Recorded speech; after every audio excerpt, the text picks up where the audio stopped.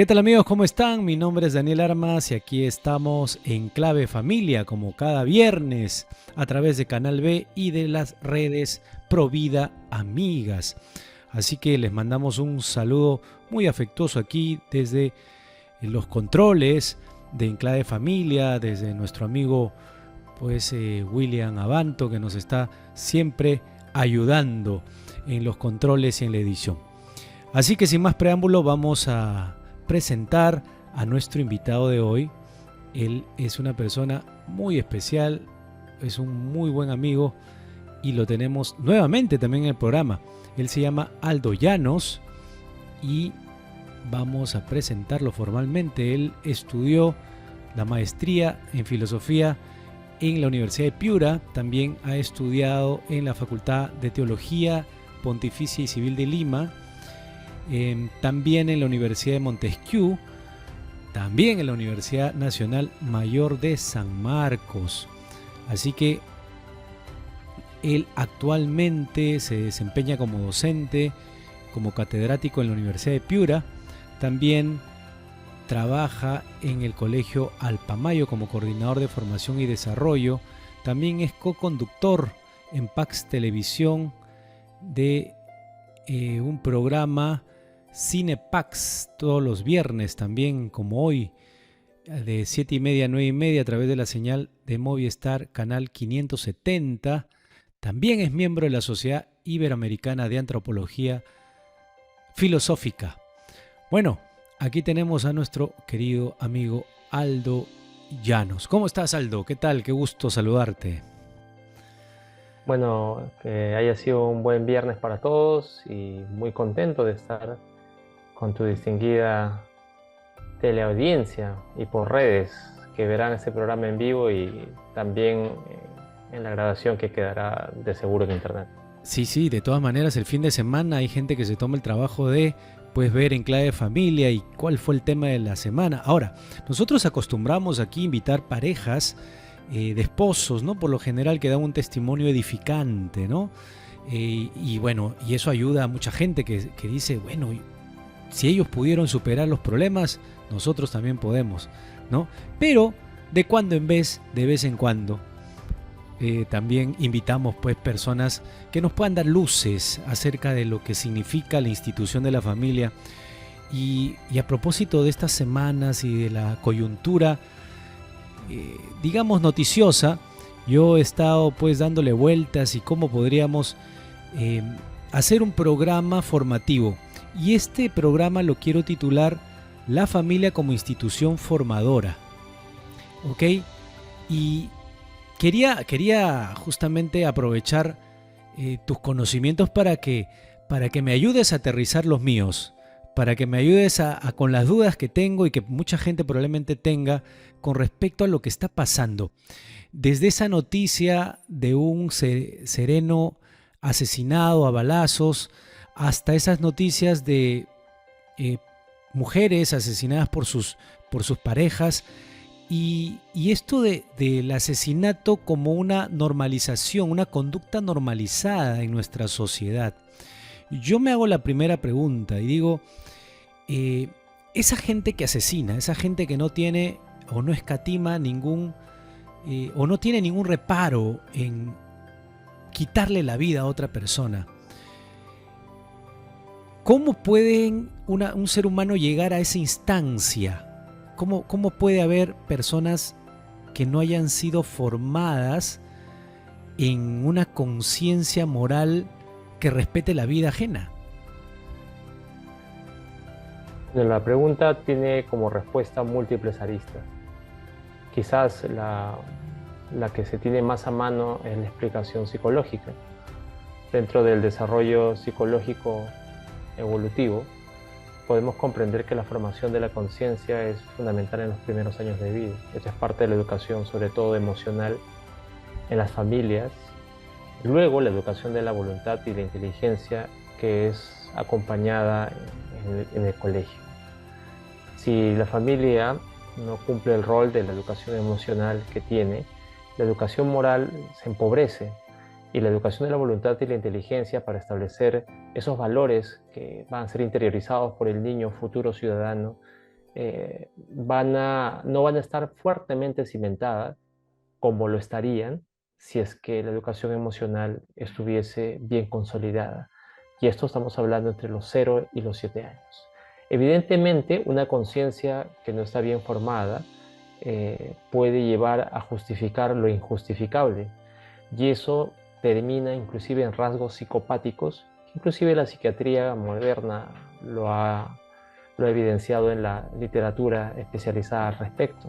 Una persona que puede llegar a asesinar con tanta sangre fría, o una persona que puede llegar a cometer un crimen contra un ser humano tan grave como prenderle fuego o asesinar a la víctima y a toda su familia alrededor, cosas como estas, son personas que ya tienen la conciencia completamente deformada. El trabajo de recuperación de estas personas es muy cuesta arriba, porque se trata de recuperar años desde muy temprana edad, lo cual no es imposible, pero ciertamente desde un aspecto puramente psicológico el camino es bastante empinado. Quizás ahí podría complementar esta explicación ya una explicación de orden sobrenatural. Quizás en un terreno tan difícil de cambiar, solamente una intervención sobrenatural como una gracia podría obrar ya casi un milagro, lo que para la psiquiatría, la psicología sería muy difícil de cambiar, que es el de darle una luz distinta a esa conciencia para que vuelva a mirarse a sí misma y pueda tener una referencia de lo que está bien y lo que está mal. Entonces este es un trabajo pues, que a los psicólogos y a los psiquiatras se les aplaude mucho, pero sobre todo hay que aplaudir mucho a las familias que hacen bien su trabajo en la educación de las emociones desde primera edad, educación de la voluntad y la inteligencia con establecimiento de las primeras normas en casa, entre los 4 y los 12 años sobre todo. Después ya es más complicado. Y finalmente el rol espiritual, que también permite establecer cierto orden a nivel ético-moral en las comunidades que viven de la fe. Para dejar, digamos, en claro algo que mucha gente lo sabe, pero que a veces no hace nada al respecto, con respecto a la solución me refiero. Pero mientras hablabas me acordaba hace años, recuerdo que me gustaba un canal, AXN, recuerdo, canal 19 en ese tiempo, no recuerdo en cuál de los cables, si era en Telefónica, ya, eso es lo de menos. La cuestión es que veía un programa policial que se llamaba Criminal Minds y resulta que todos los casos de asesinos seriales tenían que ver con una niñez bastante difícil. Entonces eso se me quedó, ¿no? El hecho de asociar toda la criminalidad con una infancia difícil, con unos padres que no cumplieron sus roles. Y bueno, podría ser algo que uno se va dando cuenta, digamos, con el tiempo, y es lo que tú has dicho.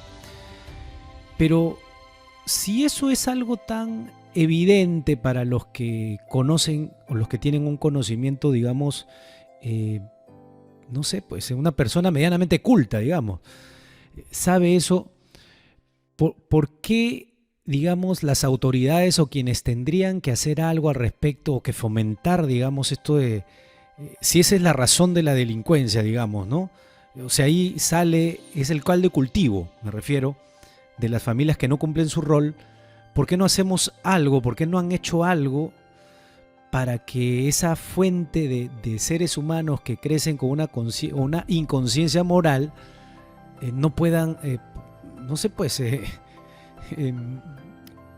que haya más gente así, ¿no? Es decir, nadie se puso a pensar en que la solución está por ahí y en hacer algo al respecto. Lo que pasa está en que estamos hablando ya del terreno de las políticas públicas. Y lastimosamente la política, que desde la perspectiva aristotélica era el más noble de todos los oficios, porque no solamente veía el bien del individuo y de su entorno, sino el bien de todos, ¿no? Por eso era el oficio más noble de todos. Ha devenido en todo lo contrario, ¿no? Es decir, en un oficio para el beneficio propio y particular. Los temas educativos, y cuando no el tema moral o ético, es un tema que no da réditos en el corto plazo. Es decir, estamos hablando de trabajos de largo plazo donde una autoridad electa difícilmente verá lo que ha sembrado, cosechado, ¿no? Y en tiempos de pragmatismo político, esto no se concibe. Es decir, hacer un trabajo para que otro lo inaugure, recuerda nomás a alcaldes pintando de colores distintos para inaugurar la obra que inició el otro o el anterior. O sea, ya te imaginas por dónde va la cosa, ¿no? Claro, claro. Entonces, por ahí va un poco la respuesta ante ello, ¿no? Es decir, la política ha devenido no en una actividad por el bien común, sino ha devenido en una suerte de pragmatismos donde lo que más prima es el resultado inmediato, porque lo inmediato es la elección que está a la vuelta de la esquina. Entonces las políticas a largo plazo, el trabajo a largo plazo no es bien, no está bien concebido y sistematizado. Quizás esto se puede ver en otro orden, pero es el orden donde le toca a todos, ¿no? Que es el bolsillo, ¿no? En Perú, la única política a largo plazo que ha funcionado medianamente es el capítulo económico, ¿no? De cierto modo, el capítulo de corte liberal, económico neoliberal, que se inaugura con el Fujimorato, se ha mantenido con sumas y restas, pero se ha mantenido hasta el día de hoy. Y ahí se ven los resultados, ¿no? O sea, no estamos padeciendo lo que quizás otros países estamos padeciendo. Del mismo modo, si es que alguien lo implementara, políticas públicas de fomento familiar o de fomento de la educación de largo plazo, yo creo que esto se verían los resultados. Pero claro, estamos hablando de acá 15, 20, 25 años, generaciones de promedio, y Tendría que haber lastimosamente un patriota ahí, digamos, que sea electo un gran patriota con una visión de futuro generacional, digamos, para los Pero más que nietos. patriota, pienso que patriotas, porque no se trata de que aparezca, sí, es importante que aparezca este señor, ¿no? La cuestión es que haya gente dispuesta a continuarlo. Es Mm, decir, ya, este señor ujú, se muere en 5 o 6 años. ¿Quién está dispuesto a continuar el sueño que no es de uno? ajá. Pero eso es lo Entonces, difícil, justamente, ¿no? Si hacemos un paréntesis y nos metemos a hablar de política, el tema es que, pues, en la política hay mucha envidia, mucho orgullo, mucho ego, muchas sí, cosas del ser humano, ¿no? Estas sí, miserias que tenemos como seres humanos. Y ahí se dan mucho, ¿no? Ese es como un mundo en paralelo, sí, pero que es como que se da con más razón, ¿no? sí. Por eso esto es una mirada extrafamiliar, ¿no? Pero también debe haber una mirada intrafamiliar. O sea, me refiero, independientemente de que la situación externa a las familias no sea la más favorable e incluso eh, sea todo lo contrario, la institución familiar cara adentro, intrafamilia, sí puede mantener una política, por así decirlo, de largo plazo. Es decir, un abuelo que tiene las ideas bien claras, que transmite esta educación moral a sus hijos, y estos hijos que se educan de tal modo que continúan este tipo y esta forma de educación intrafamiliar a los nietos, y así se va generando generaciones familiares por lo menos un poco más virtuosas y menos proclives a caer en, en todos los desórdenes que puede terminar en ciudadanos que cometen crímenes. Pero esa es la otra vía. Lo ideal sería una vía intra y extra, ¿no? Que caminen de la mano. Claro, lo que Pero pasa es que esta intra a la que tú estás haciendo referencia tiene que ver con el conocimiento, tiene que ver con la preparación. también con sentido común, ¿eh? También Sí, tiene que pero ver con no te sentido olvides común. que el sentido común, el buen juicio, las buenas decisiones, el criterio, a veces no es algo que abunde mucho en el común de las personas. Eso no es como dicen, el sentido común es el menos común de los sentidos. Y ahí se aplica.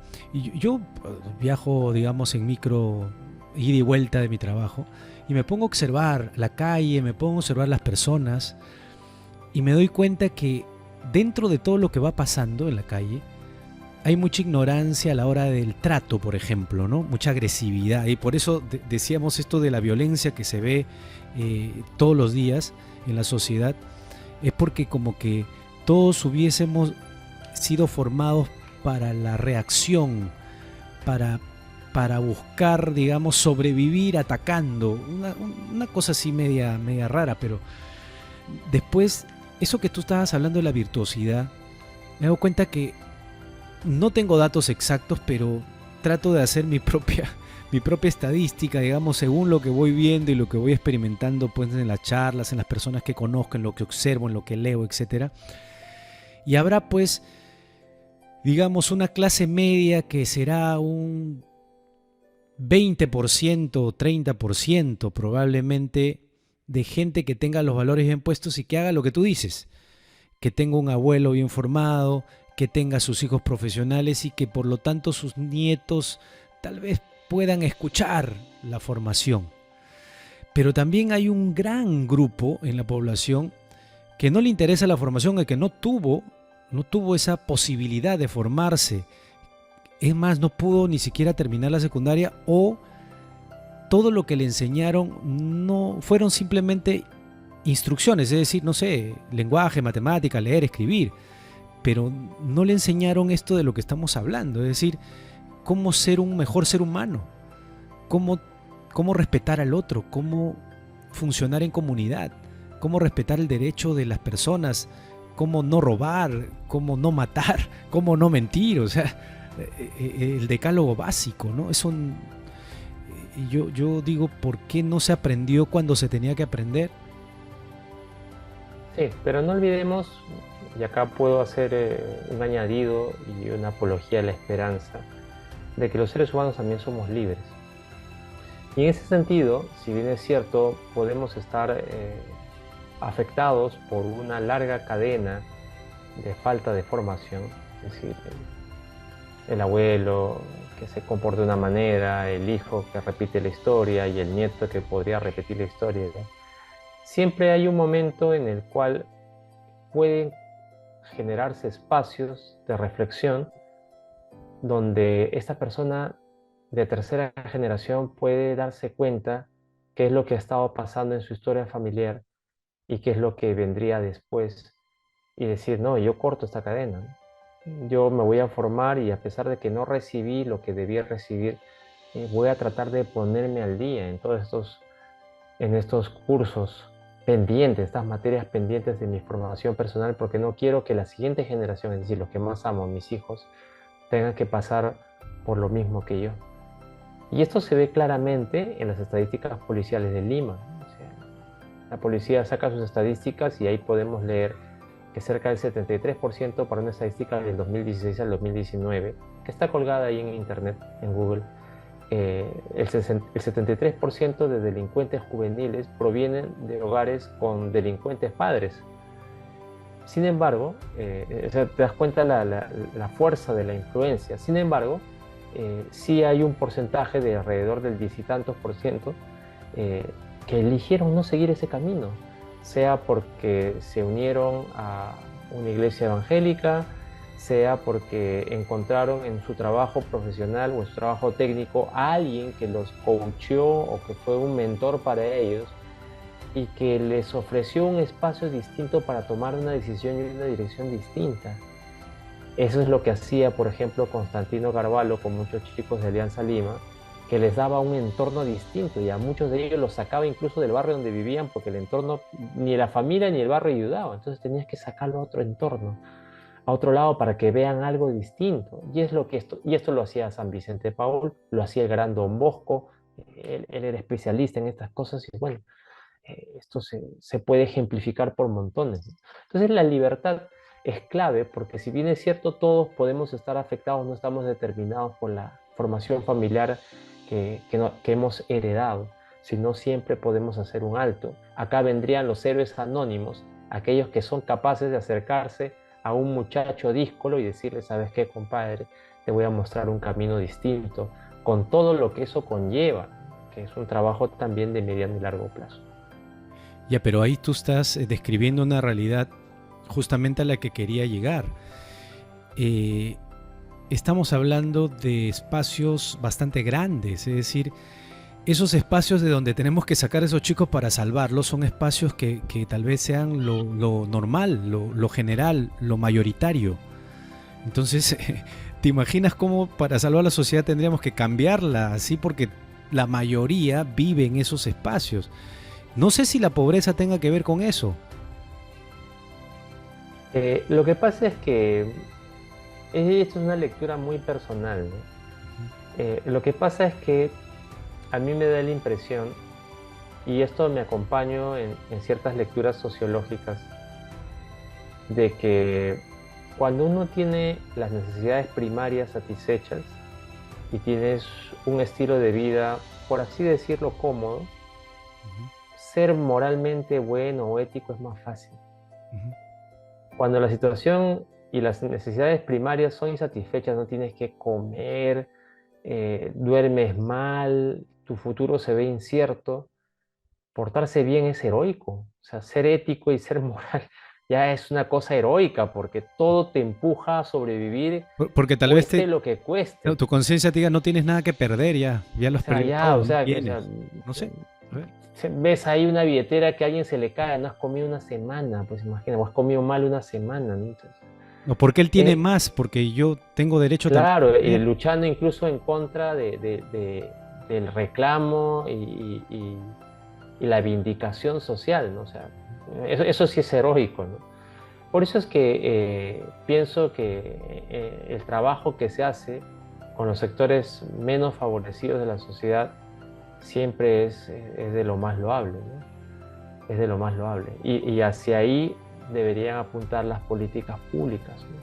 Pero precisamente ahí donde el Estado no llega, porque no llega, es donde la Iglesia Católica pues, tiene un sinfín de iniciativas, solamente piensa en Fe y Alegría, la labor que hacen, y tantas congregaciones que tienen colegios en estos lugares, Ujú. sin fines de lucro, y que están cambiándole la vida a mucha gente, o por lo menos le están dando la oportunidad de cambiar la vida y cortar la cadena a mucha gente. Y eso es meritorio.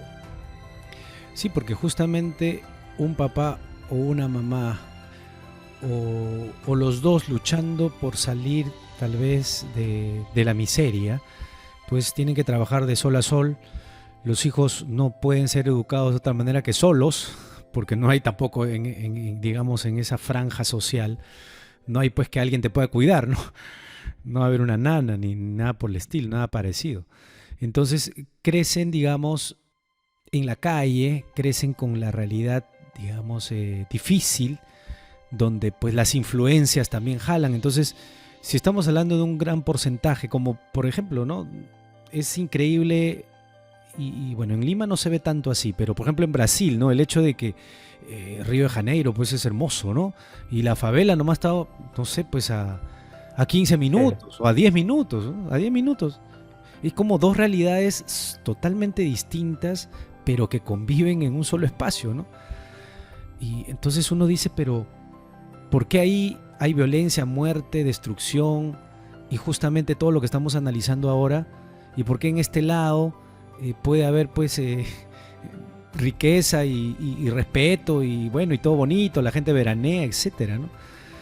Eh, yo creo que tenemos que regresar al tema público, tenemos que regresar a jalarle las orejas a las autoridades y tenemos que regresar a buscar a través de nuestro voto de darle la oportunidad a gente que quiera tener esa visión de futuro, porque si no, yo no veo algo que pueda haber o que pueda hacer un cambio en nuestra sociedad y vamos a seguir viendo lo que estamos viendo. Aunque Sí, tú sí, tienes una mirada más esperanzadora. sí, yo creo que sí. Siempre nunca hay que perder la esperanza en el ser humano, porque si somos discípulos de Jesucristo, Jesucristo no pierde la esperanza ni por el más pecador de los pecadores hasta el último momento de su vida. Entonces, si yo soy discípulo de Él, ¿por qué voy a perder la esperanza? No, al contrario, tengo que estar esperanzado en que finalmente, aunque sea en los últimos momentos de su vida, cada gente va a hacer lo correcto. Entonces, por ese lado, estoy tranquilo. Pero volviendo al enfoque que le has dado, sí, definitivamente, ¿no? Si retomamos el tema de lo público, lo político y lo público, sí, hace falta alguien que tenga una mirada un poco más virtuosa del asunto, más que pragmática y cortoplacista, que es lo que nos ha dominado. ¿No crees que la escuela de padres debería de darse como una regla en las escuelas, en tal vez tercero, cuarto y quinto de secundaria? Mira, la escuela de padres es un tema que debe estar en todos los grados, desde el nursery, desde los primeros grados de inicial hasta, no sé, hasta la universidad debería haber. Pero, si bien es cierto, la escuela de padres puede tener distintos enfoques, eh, los mismos padres pueden asociarse y organizar la escuela de padres. Conozco muchos colegios donde, inclusive de mucha paga, estamos hablando de colegios de- para Pudientes. más pudientes, para gente más pudiente, donde el colegio no se involucra en esas cosas por política del dueño, de los dueños, ¿Ya? y son los mismos padres los que se organizan y muy, muy generosos con otros padres y sacan temas, invitan expositores y son ellos, ¿sabes? Ni siquiera es el colegio. Pero El ¿sabes colegio qué? les brinda las instalaciones y ya. Y yo pienso que Creo que no. esto puede funcionar tanto en el colegio fiscal 1127 como en el Newton. O sea, los padres tampoco podemos decir, ah, bueno, qué mal está todo, ¿no? El Estado no hace lo que tiene que hacer y qué me queda a mí, ¿no? O sea, cada quien tiene que involucrarse también en ese tema y tiene un rol social con los suyos, ¿no? Pero yo no te lo decía para la escuela de padres que muchos colegios ya tienen y que se lo dan a Sí. los padres. Yo lo decía para que se lo den a los alumnos. Para que en tercero, cuarto y quinto de secundaria den escuela de padres a los alumnos de tercero, cuarto y quinto. Sí, lo Porque, que pasa es que antes había el curso de educación familiar, no sé si te acordarás. Antes inclusive apareció el tema de educación familiar, pero se quitó y entre una de las razones por las cuales sacaron el curso de educación familiar era de que la visión que se tenía sobre las familias era muy diversa y que por lo tanto una sola no sería suficiente.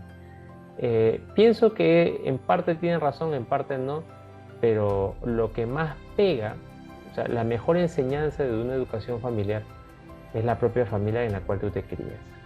Entonces, lo que debe hacer un centro educativo es crear todos los espacios posibles o fomentar todos los espacios posibles para que las familias se forjen.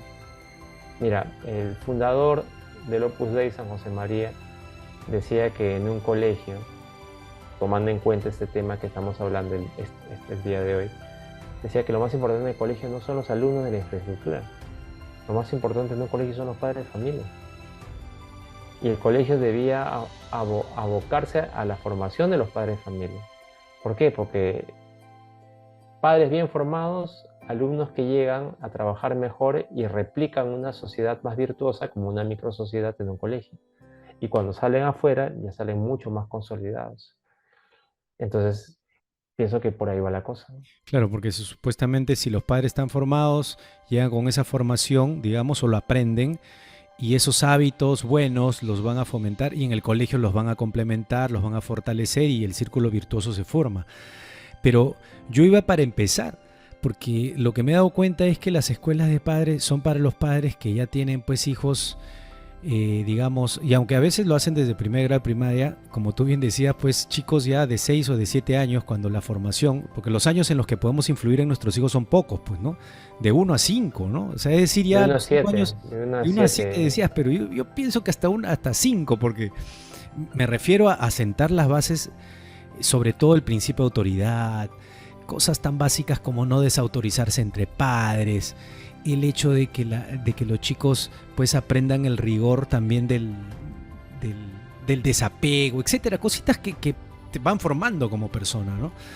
Pero que nosotros no lo conocemos, o decir que el común de las personas no lo conoce, no lo hace.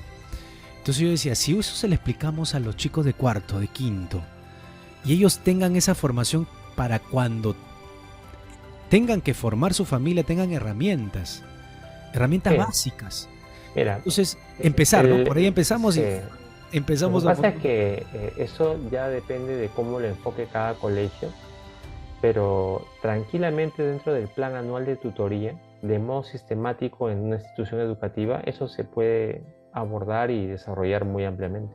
Y no se puede hacer a través del ministerio. El ministerio tendría que tener que un iluminado ahí para que haga Lo que esto. pasa es que, lo que pasa es que el Ministerio de Educación, como decía Pierre Bourdieu, sociólogo de la educación de corte socialista, es el objeto de deseo de toda política ideológica de educación. Y si nosotros, por así decirlo, fomentamos que exista una educación de la familia en los colegios de manera obligatoria, nada te garantiza que la política de familia tenga un matiz que, lejos de ayudar, empeore la situación. ¿A qué te refieres? Por ejemplo, si Daniel Armas es nombrado responsable para el área de familia del Minedu, definitivamente los proyectos que salgan a partir de esto como directriz para todos los colegios van a ser de un color. Pero si no es Daniel Armas, porque su partido no ha ganado las elecciones, y es el señor Antonio Gramsci, o es la señora Judith Butler, definitivamente lo que salga para las familias, o sea, en los colegios, va a tener otro color totalmente distinto y no se va a poder hacer nada contra eso. Uh-huh. Sí, porque este es un mal endémico de cada 5 años en el caso de Perú, ¿no? Y lo que decías, lo describías magistralmente hace un rato, ¿no? O sea, cada vez, si esto no es una visión, digamos, comunitaria o de líderes que digan queremos un Perú diferente a 3 generaciones hacia adelante, y solamente lo personifica uno que en 5 años va a ser removido, entonces esto no va a funcionar. No, lo dramático es el Ministerio de Educación, o sea, es uno de los ministerios de más alta rotación. Y de las políticas públicas ni hablar. Las políticas públicas de educación cambian como media de escolar, o sea, una cosa así, o sea, no hay una política de continuidad. Hablaban hace tiempo del modelo T, luego del constructivismo, aprendizaje basado en competencias, habilidades, luego aparecieron las rutas de aprendizaje, luego se cambió, o sea, así está el ministerio. Y pensar en que por ahí puede ver la solución, pienso que no es el camino. Yo creo que salida, sí sería el camino, la salida tiene que pero no es un camino que sea real, digamos, ¿no? Sí, claro, o sea, hipotéticamente tendría que serlo, ¿no? Pero a mí me gustaría que sean más bien los padres de familia los que lideren esto. Los padres organizados. Ellos son los que pueden sacar adelante esto. Sí, en realidad el tema es complejo porque acá en el análisis mismo hemos ido sacando, digamos, varios factores que influyen en la sociedad, desde el tema económico, el tema político. Y qué interesante, pues, cuando uno se pone a desmenuzar la información y darse cuenta que pues la realidad nos da un cachetadón, como se dice, porque la solución no es fácil. Pero el jalón de orejas sigo pensando que tendrían que ser para las autoridades cortoplacistas, como tú bien dices, también para los padres que, sabiendo que tienen un rol formativo, no lo hacen, ¿no? Pero yo quería aquí también ver cómo podemos darle una cara esperanzadora a partir de lo que tú nos explicas con los padres que tal vez ignoren esto, es decir, que nunca se hayan puesto a pensar en su rol, que tal vez estén pensando más en dar de comer a sus hijos que en formarlos como seres humanos de bien, ¿no? Con valores. Entonces, si esa es la preocupación, también tendríamos que ir y regresar otra vez al tema de la política y a sacar de la pobreza y de la ignorancia a la gente. O sea, no hay forma, es como, esto se le escuchaba a Vania Vacías hace tiempo, ¿no? Hace unos años, antes de que haga esta plataforma de D1, creo que se llama, su escuela, y ella decía, bueno, ¿de qué sirve que busquemos educar a los chicos si ni siquiera pueden aprender porque están malnutridos y su cerebro no están bien alimentados, ¿no? Entonces, ¿cómo podemos pensar? Entonces ella, bueno, hablaba del arte, pero me quedé pensando en eso que explicó, ¿no? Es decir, claro, podemos hablar mucho de enseñar a la gente, pero si no la nutrimos, no la ayudamos, o sea, si hay tanta anemia en Perú, ¿cómo podemos aspirar a que la gente pues tenga una mejor educación, ¿no? Entonces, partiendo de ahí también hay un tema bastante, digamos, en las bases, ¿no? Estamos, y como empecé el programa, por eso quería que nos aclares, que nos ayudes a tener esa mirada esperanzadora, pero real, invitar a la gente también a qué podríamos hacer al respecto. Pienso que los esfuerzos son muy pequeños, muy ínfimos. Algo tendría que pasar, no sé si un milagro necesariamente, mi querido Aldo, pero me siento como que a partir de esto que he visto, porque justo eh, de este video que pasaron, después lo pasaron en las noticias, pero a mí me lo pasaron por WhatsApp, el video donde se ve al sereno pues convulsionando en el suelo. De verdad que a mí me impactó mucho, ¿no? El hecho de ver a otro ser humano. A veces uno ya le pierde esta secuencia de la sensibilidad natural porque a uno no le está pasando, ¿no? Uno lo ve en la noticia, lo ve lejos, pero realmente ser empático y pensar que te está pasando a ti, eso creo que nos movería como sociedad. Realmente yo quisiera hacer un llamado y quiero que me ayudes a eso, ¿no? Sí. Precisamente las sociedades más violentas son las sociedades que están más polarizadas. Y el Perú, lastimosamente, es una sociedad muy polarizada. Y se ha polarizado tanto por las izquierdas como por las derechas. A las izquierdas con su cultura de la cancelación, de considerarse la reserva moral, y los otros pues son todo lo contrario a lo moral. Y por otro lado, la derecha, que últimamente se ha enfrascado en la llamada batalla cultural, pero sobre todo desde una perspectiva muy de Carl Schmitt, ¿no? Este pensador que es uno de las piedras fundamentales de la ideología de muchos partidos de derecha en el mundo que acá también tienen eco, y es la de pensar en la doctrina del amigo-enemigo. Es decir, es pensar que la política en el fondo es religión, y que quien no piensa como tú es un impío, es un hereje, y que lo que le vale es la muerte, la desaparición, porque si no esta sociedad no cambia. Entonces es una derecha que también ha caído en la polarización y que busca, al menos nominalmente y en el discurso, aniquilar al otro. Si no estás conmigo, no sirves para nada. Y cuando se van creando estos odios dialécticos que se van propagando por redes, se van propagando por el discurso de estos políticos, también exacerba más y vivimos una sociedad que cada vez más se violenta, porque ya no hay tolerancia por el otro, ya no hay la capacidad de convivir con el que piensa distinto o el que piensa completamente lo contrario a ti. Y nos estamos viendo como amigos y enemigos, y no hay términos medios, no hay convivencia. Ahí también hay una responsabilidad que pensar, ¿no? Y ahí también está la responsabilidad de los que pueden darse cuenta de esto y pararle con este clima de polarización, este clima de conspiración, de pensar que hay algo oculto detrás, y pensar de que somos capaces de construir un nosotros, que es lo que le falta al Perú desde siglos, ¿no? Un proyecto nacional, una idea de que somos parte de algo y no unos contra otros.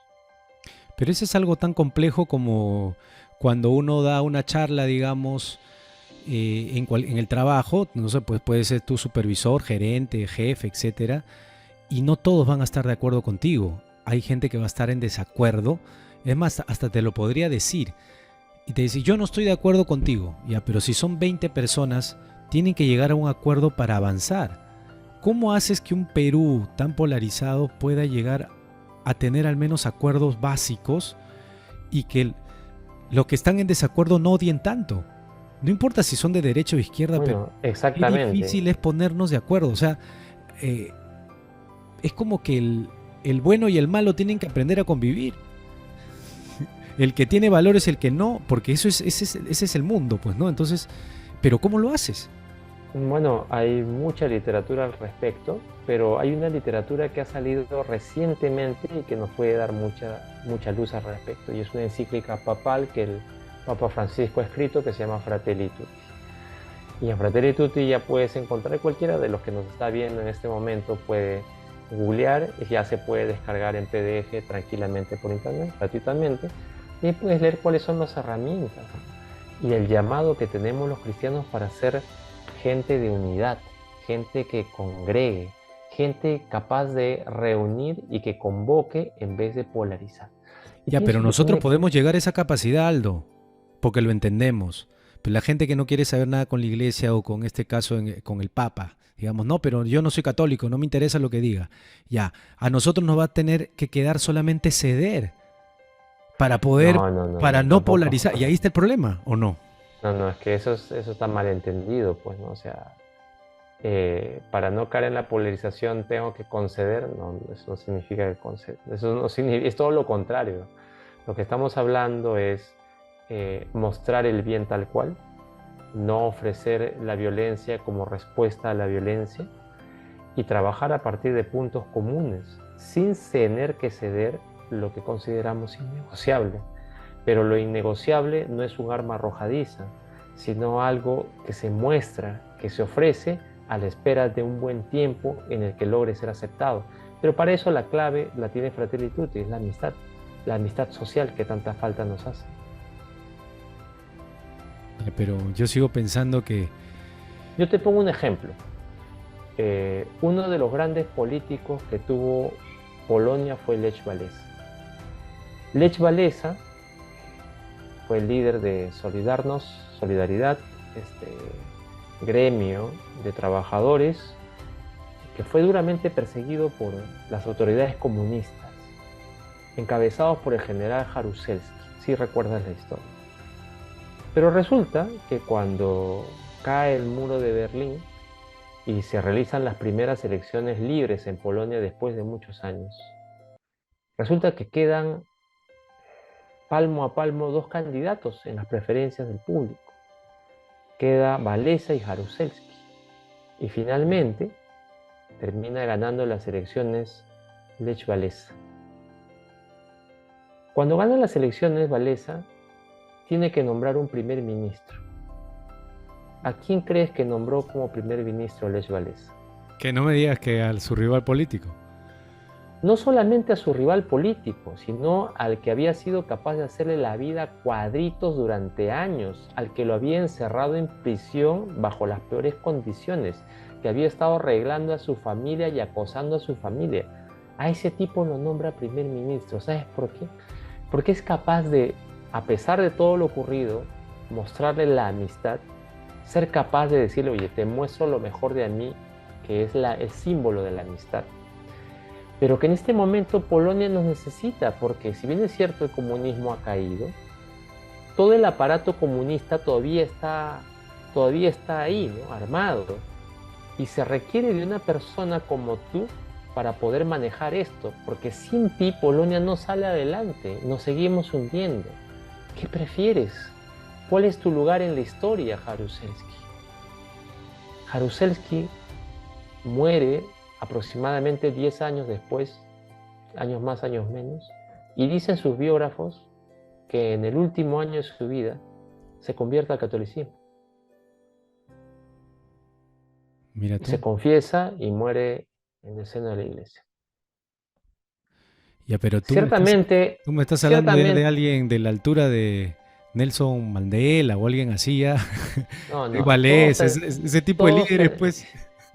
Sí, pero Daniel, o sea, tú puedes ser un Lech Walesa en lo que te corresponde, pues en tu junta vecinal, en la junta de tu edificio, no sé, pues como miembro del comité directivo de una empresa. O sea, todos somos eso, todos estamos llamados a hacer eso. Fratelli Tutti nos dice que todos estamos llamados a hacer eso en el lugar donde se nos requiere. Y bueno, hay ahí una salida, ¿no? Que puede parecer para los pragmáticos utópica, pero como dice el Evangelio, ¿no? O sea, para los sabios eso es una locura, ¿no? Ya tú nos estás llevando al terreno espiritual, digamos, también. También, sí, exactamente. Este programa también tiene de hecho, tiene un tinte religioso porque somos católicos practicantes y bueno, ya se habrán dado cuenta, supongo, a lo largo de los viernes, pero hasta claro que no nos saquen del aire nosotros vamos a seguir acá. Bueno, claro que sí.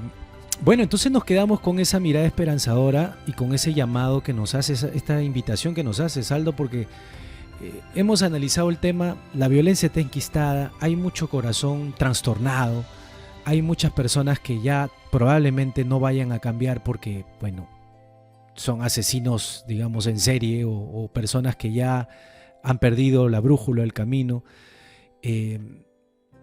la sociedad o los políticos piensan que haciendo más cárceles o poniendo las penas mucho más fuertes, la cosa va a cambiar, Ese es va a el ser corto plazo, disuasivo, pues. y Ese es el cortoplacismo. y eso no es cierto, porque estamos de mal en peor y, y los que queremos una sociedad mejor, no para nosotros, ¿no?, sino para nuestros hijos y para nuestros nietos, pues estamos como que llamados a decir, a ver, ¿qué podemos hacer? A ver, ¿cómo nos ponemos de acuerdo? ¿Cómo podemos ayudar? ¿Cómo podemos contribuir?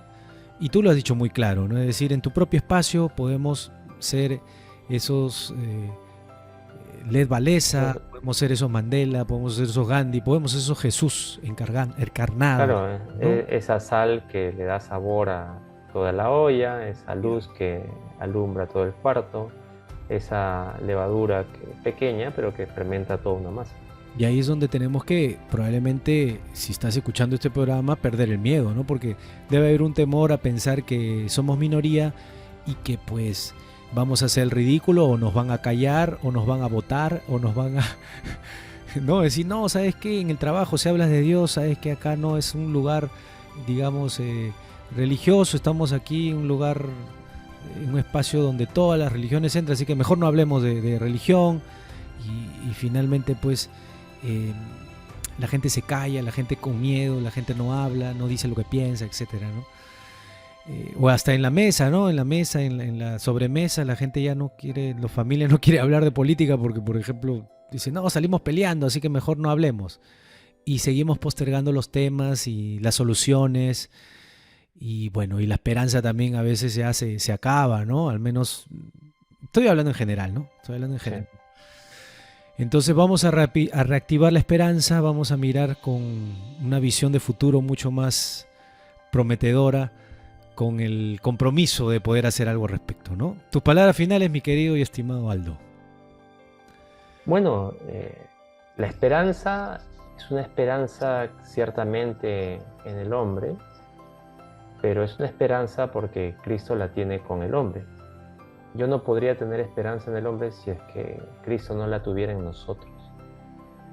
Y es que, como suelo repetirlo, la esencia del cristianismo no somos nosotros. Ni nuestros buenos actos, ni lo mejor o lo más grandiosas gestas que podamos lograr por nosotros mismos. La esencia del cristianismo es Cristo.